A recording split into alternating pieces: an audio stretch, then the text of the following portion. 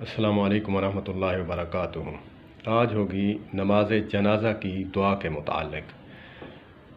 میں اکثر علماء کرام سے پوچھتا رہتا تھا کہ نماز جنازہ کی جو دعا ہے وہ ہم نماز جنازہ میں پڑھتے ہیں تو مختلف طریقے سے مجھے ملتی ہیں احادیث میں۔ تو دوسرا علماء اہل حدیث یا ان کی عوام الناس وہ اور دعا پڑھتے ہیں، تو ہمارے بھائی ہمارے دیوبندی حضرات وہ کچھ اور طرح کی پڑھتے ہیں۔ تو مجھے تحقیق کرنے کے بعد یہ علم ہوا کہ پہلے تو میں یہی کہتا تھا کہ جو ہم نے پڑھی ہے یا ہمارے علماء کرام نے حدیث پاک سے لی ہے یہ حدیث پاک سے ثابت ہے، اور جو احناف ہیں یہ اپنے علماء کی تقلید کرتے ہیں، انہی سے لی ہوگی۔ تو تحقیق کرنے کے بعد پتہ چلا کہ آقا کریم علیہ الصلاۃ والسلام نے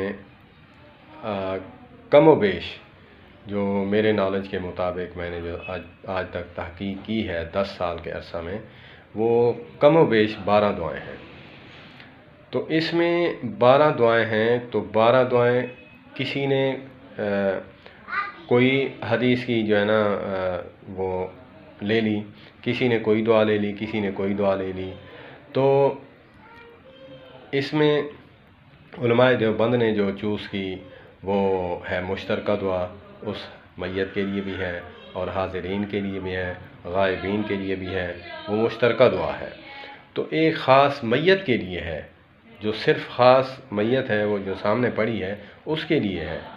تو اس کا جو مجھے معلوم ہوا تو میں نے کہا مجھے بھی اللہ پاک نے اس بات کا شرح صدر فرمایا کہ وہ بھی حدیث میں ہے، یہ بھی حدیث میں ہے، تو کسی کے اوپر طعن و تشنیع کرنے سے پہلے تحقیق کر لینی چاہیے، جیسے مجھے اللہ پاک نے ہدایت دی۔ تو اللہم اغفر لحینا و میتنا و شاہدنا، یہ آخر تک دعا ہے، یہ بھی آپ پڑھ سکتے ہیں۔ اور دوسری ہے اللہم اغفر لہو، اللہم اغفر لہو وارحمہ وعافہ واعف عنہ واکرم نزلہ ووسع مدخلہ واغسلہ بالماء والثلج والبرد ونقہ من الخطایا کما نقیت الثوب الابیض من الدنس وابدلہ دارا خیرا من دارہ واہلا خیرا من اہلہ وزوجا خیرا من زوجہ وادخلہ الجنۃ واعذہ من عذاب القبر ومن عذاب النار۔ وہ بھی میں پوری دعا سنا دیتا ہوں۔ الحمدللہ میرا یہ ذوق ہے کہ میں دیوبندیوں کے تعصب میں اس کو کیوں چھوڑوں۔ دوسرا ہم مسلمان ہیں، بحیثیت مسلمان ہم ایک دوسرے کو برداشت کرنے والے بن جائیں۔ اللہم اغفر لحینا و میتنا و شاہدنا و غائبنا و صغیرنا و کبیرنا و ذکرنا و انثانا، اللہم من احییتہ منا فاحیہ علی الاسلام ومن توفیتہ منا فتوفہ علی الاسلام، اللہم لا تحرمنا اجرہ ولا تفتنا بعدہ۔ یہ دعا ولا تذلنا بعد بھی ہے، ولا تفتنا بعد بھی ہے۔ حدیث میں مختلف روایات ہیں، تو اس میں جھگڑا نہیں کرنا چاہیے، یہ دیکھنا چاہیے کہ مجھے مسٹیک ہو گئی ہو، یا پھر مولانا ابراہیم بھٹی صاحب ہیں کراچی کے، وہ فرماتے ہیں کہ آپ کوئی بھی بات سنیں کسی کی یا پھر بتائیں تو جس کی بات سنیں اس کو پوچھیں کہ بھائی مجھے علم نہیں ہے یہ حدیث میں کون سی کتاب میں ہے یا پھر کہاں پہ معلومات ملے گی، ایسے طریقے سے پوچھنا چاہیے، نہ کہ اس کو کہنا چاہیے تو حدیث کے خلاف کر رہا ہے، کیونکہ ہمیں جو بتائی گئی ہے وہ تو ہم ہی پڑھیں گے، باقی نالج ہمیں نہیں ہوتا، ہم فتوے لگانے پہ تیار ہو جاتے ہیں۔ تو ہمیں کوشش کرنی چاہیے کہ ہم ان باتوں کو دیکھنا چاہیے کہ جس سے ہماری قبر بھی سنور جائے، اور کسی کا بغض رکھ کے ہم مر جائیں تو میرا خیال یہ نہیں کہتا کہ ہماری جو عبادتیں ہیں وہ کام ہمارے آ سکیں۔ تو ہم محنت بھی کریں، اور قیامت والے دن ہاتھ خالی ہوں تو ایسا بندہ وہ بے عقل بھی ہو سکتا ہے، نادان بھی ہو سکتا ہے کہ پیپر دینے کے بعد وہ سوال آؤٹ کرنے کے بعد اس کو بولا جائے کہ آپ فیل ہو۔ اس نے کہا کہ میں نے کی، سب کچھ کیا، لیکن آپ نے وہ پینسل استعمال کی ہے جو دوسرے تیسرے دن یا ہفتے والے دن جو ہے وہ 2-4 دن کے بعد جو ہے وہ رگڑ کھانے سے جو ہے وہ اس کے جو الفاظ ہیں وہ مدھم ہو گئے ہیں، صحیح طرح نظر نہیں آ رہے۔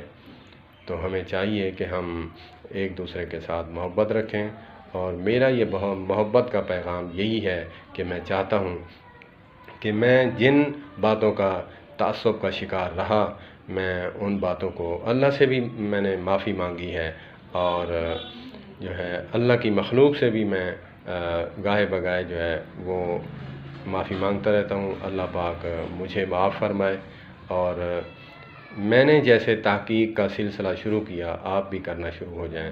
تو ایک بندہ انگریزی نہ بولنے والا جو ہے بھیکاری ہے، انگریزی نہ بولنے والا، وہ جو ہے اس کی جو کرکٹ کی کمنٹری سنتا ہے تو اس نے فر جو ہے وہ اس نے رٹا لگا کے اس نے یاد کر لی۔ تو پھر ہم جو ہیں مسلمان ہیں، تو دین فطرت اسلام ہے، انسان جو ہے فطرت اسلام پر پیدا ہوا ہے۔